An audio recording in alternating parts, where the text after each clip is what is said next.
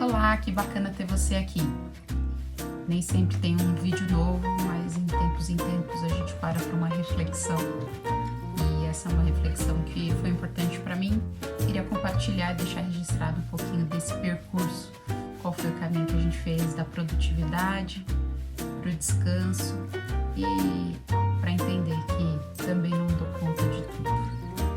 Bom, eu sou a Leilane Borges e eu vou contar um pouquinho da minha caminhada por algumas leituras.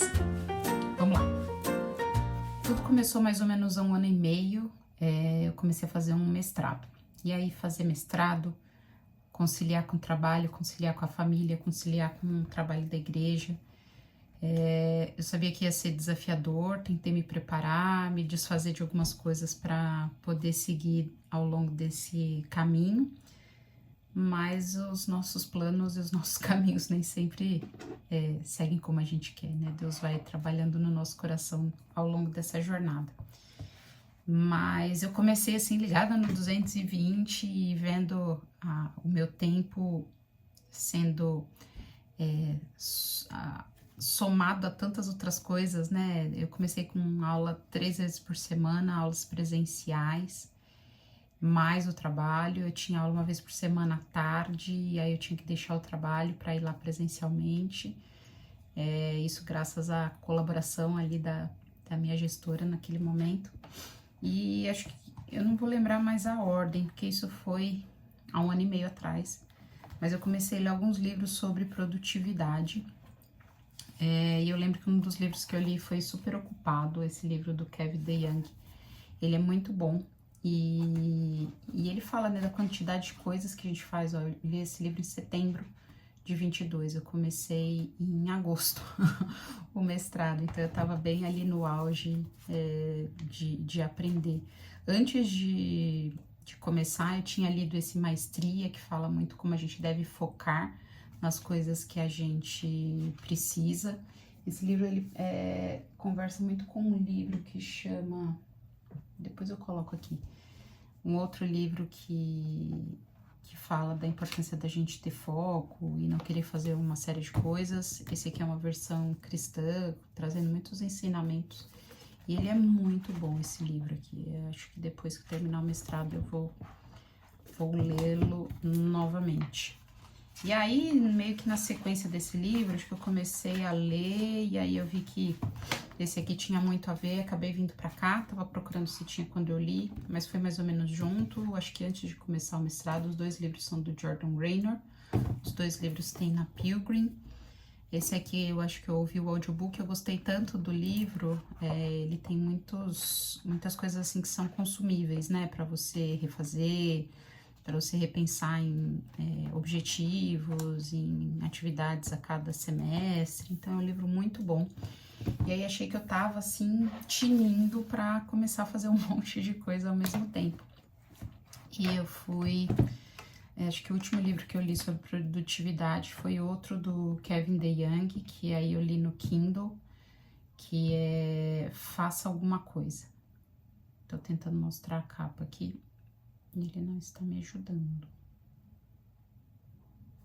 Faça Alguma Coisa, do Kevin DeYoung. Esse livro também é muito, muito bom.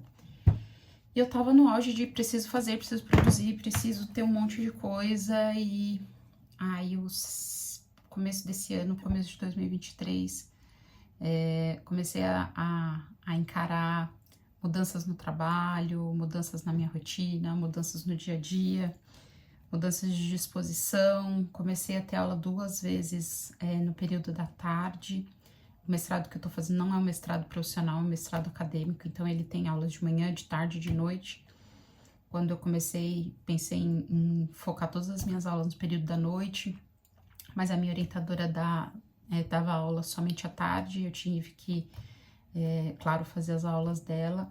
E aí no primeiro semestre de 2023 ainda tive que fazer uma outra matéria à tarde, então foi bem, bem desafiador. Eu lembro assim de estar caminhando, chegando lá na faculdade e cansada, às vezes deixando algum trabalho, alguma coisa para trás, que eu sabia que à noite eu ia ter que trabalhar, e saía em cima da hora, pegava um farol fechado E aquilo já me angustiava, né? O tempo de ficar ali 3 minutos, às vezes, esperando por um farol, 5 minutos, sei lá, às vezes pareciam faróis eternos.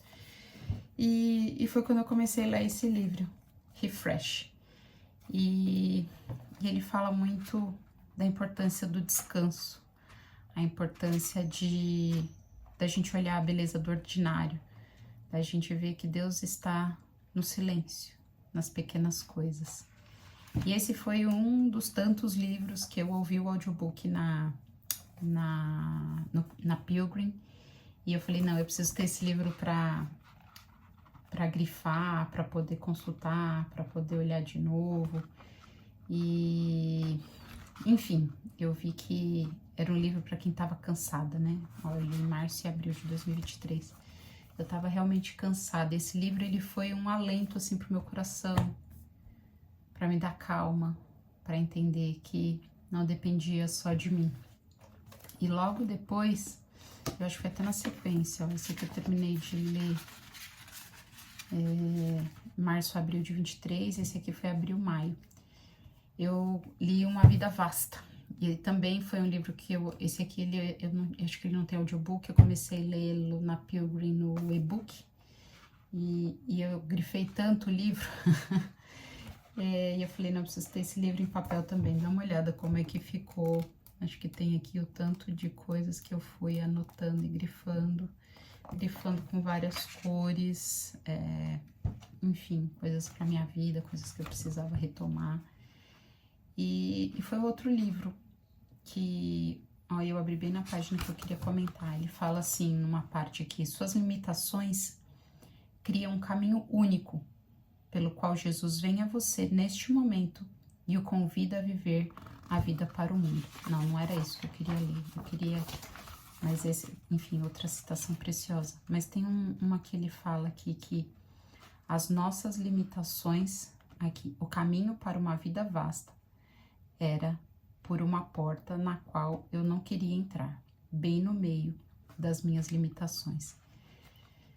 Então, por que esse livro foi um refrigério? Porque no meio das minhas limitações é que Deus vem nos encontrar, né? Bem no meio das nossas limitações, onde a gente acha que não desprezo, não menosprezo nada que eu aprendi aqui, mas não significa que a minha organização, a minha produtividade, a minha forma de organizar as coisas bastaria. Não é só o que eu faço e eu não posso fazer achando que eu vou conseguir dar conta de tudo, porque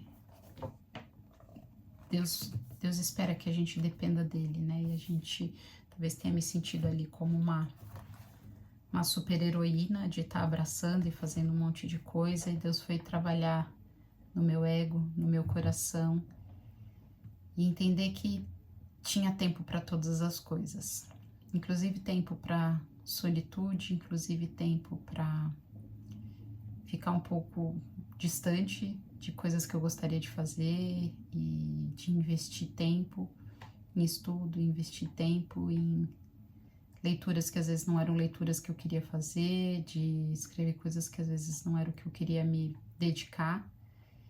E foi isso, foi um processo longo, um processo onde eu comecei a olhar para a importância do descanso, da contemplação. Então eu estava numa fase muito corrida, mas quando eu parava para ir caminhando até a aula, para eu ir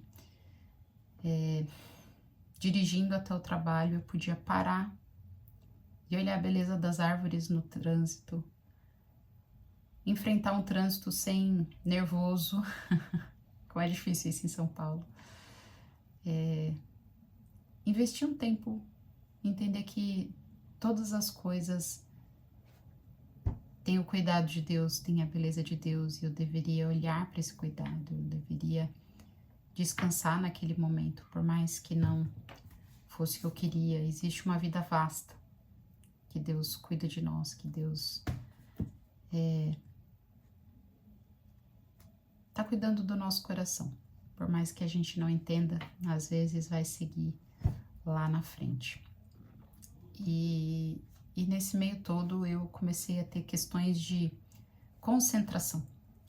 E aí a concentração tem a ver com outras coisas que eu fiz. Depois eu vou colocar um outro vídeo aqui na sequência para contar desse processo.